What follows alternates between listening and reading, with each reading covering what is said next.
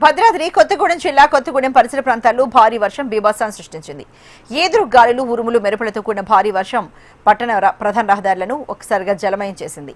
కొన్ని ప్రాంతాల్లో వర్షపు నీరు నిలిచిపోవడంతో రహదారులు, వాహనదారులు, ప్రజలు తీవ్ర ఇబ్బందులు ఎదుర్కొన్నారు. గత కొన్ని రోజులుగా వర్షాలు లేక ఉక్కపోతతో ఇబ్బందులు పడుతున్న ప్రజలకు ఈ వర్షంతో ఉపశమనం కలిగిందని స్థానికులు హర్షాన్ని వ్యక్తం చేస్తున్నారు. రానున్న రోజుల్లో కూడా భారీ వర్షాలు కురిస్తే సాగుకు మరింత అనుకూలంగా ఉంటుందని అన్నదాతలు చెప్తున్నారు.